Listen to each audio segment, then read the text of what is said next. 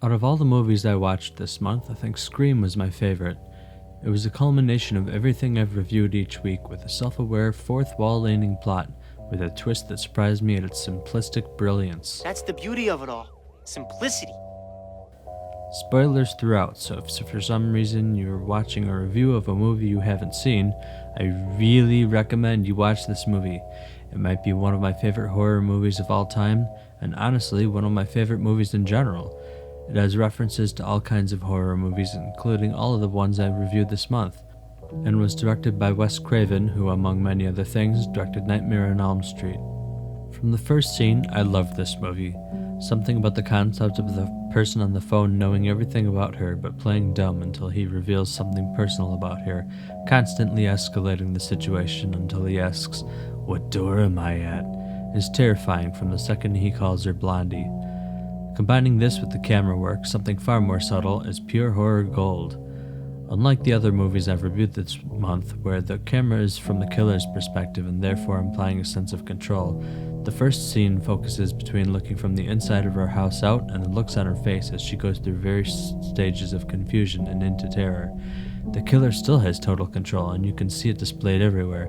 It's sort of an inverted version of all the other movies. You can feel the killer watching her. For the rest of the movie, there's foreshadowing everywhere, but it's subtle and born of cliches from other movies.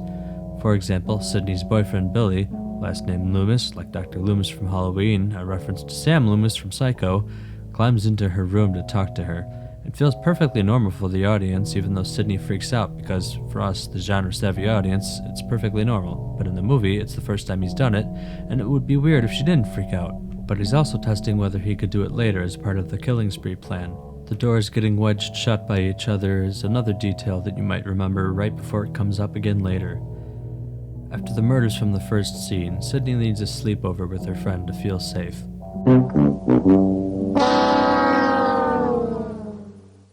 While she's waiting around is an example of great camera work combined with ambient sounds and music. It feels like someone's around the corner. There's jump scares from Sydney closing a door, and besides being scary, I think it showcases her mental state. Not only were there the murders from the day before, but her mother was murdered almost exactly a year earlier. Not a fun day for her, especially when she gets a mysterious phone call. Hello, Sydney. Hi. Who is this? You tell me. Well, I have no idea. Scary night, isn't it?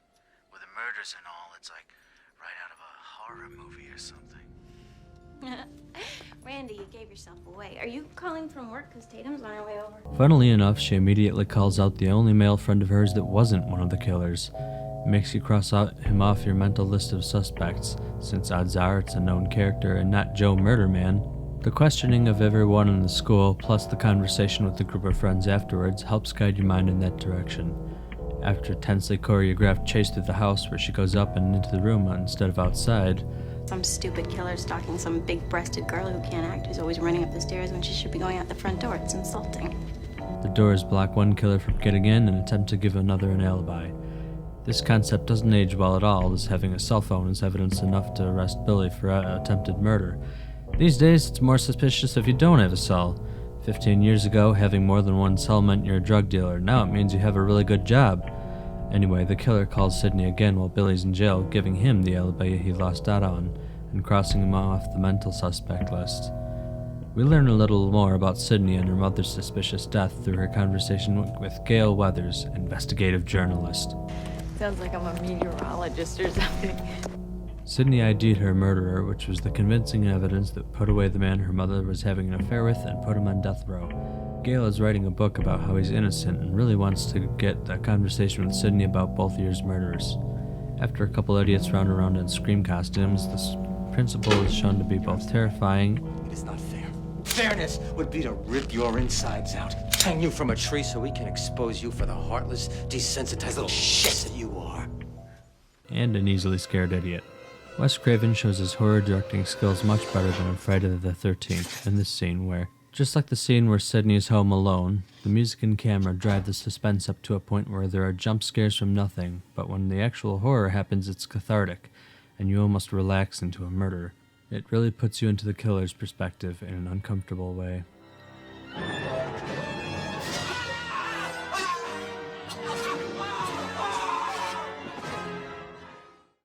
course, it wouldn't be a slasher movie without everybody getting together so that they can split apart like idiots. In this case, it's a party celebrating the free day off from school, ignoring the 9 p.m. curfew set by the recently murdered principal, which nobody knows about. And it wouldn't be a place where Sydney and her friends are gathered without Gale, with some help from an enamored Deputy Dewey. The police presence makes most of the guests scatter, while Tatum is in the garage caught in what appears to be a closed-room murder. But having two culprits makes it so much easier to pull off. I like the fact that they actually get hurt when she throws bottles at their faces, and running around houses is more realistic, with them slipping and running into doors, and the characters can actually fight back to an extent, even though they're almost always trying to escape, as in Tatum's case. It's kind of a weak death, but at the same time, it's creative, and everyone else has just been stabbed in some way, so it gets points for creativity. Stu, the horror movie nerd, gives a speech about the horror movie rules that somebody asks about, and they're all being broken right there, some more intentionally than others. And number 3, never, ever, ever, under any circumstances say, I'll be right back. Because you won't be back. I'm getting another beer. You want one? Yeah, sure.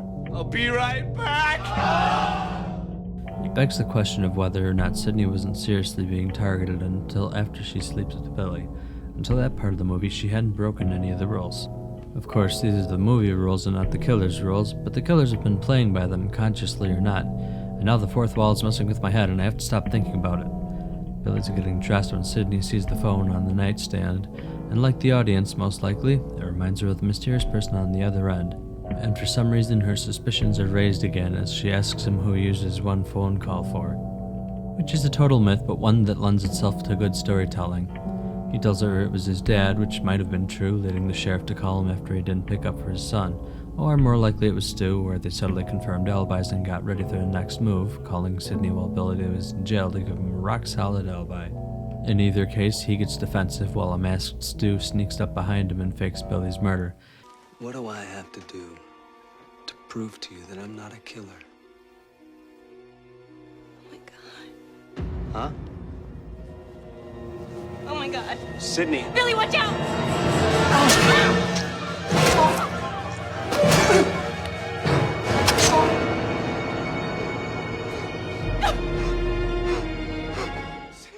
Making the plot twist that there were two killers as dead as Billy.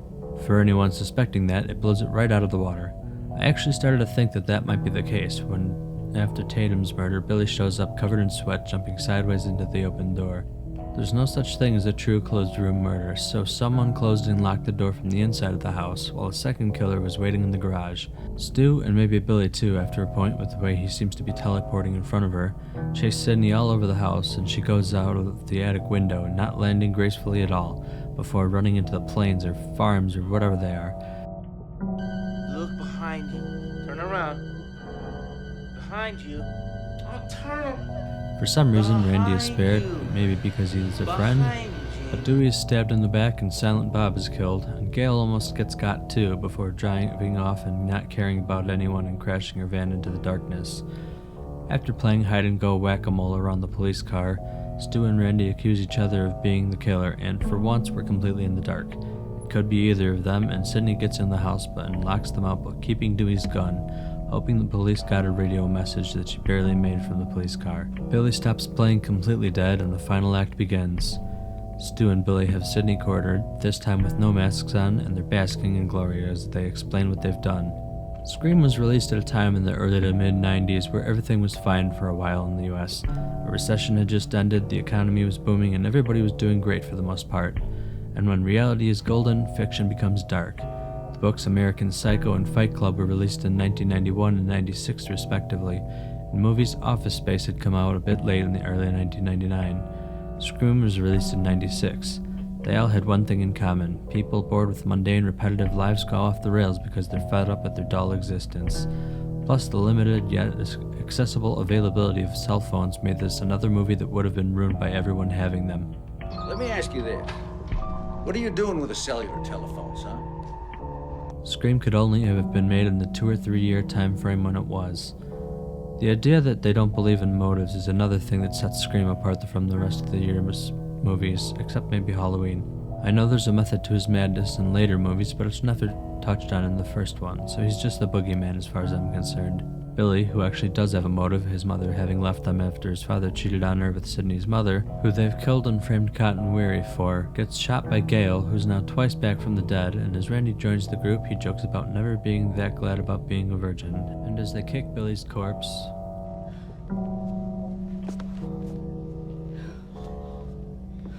Careful. This is the moment when the supposedly dead killer comes back to life for one last scare.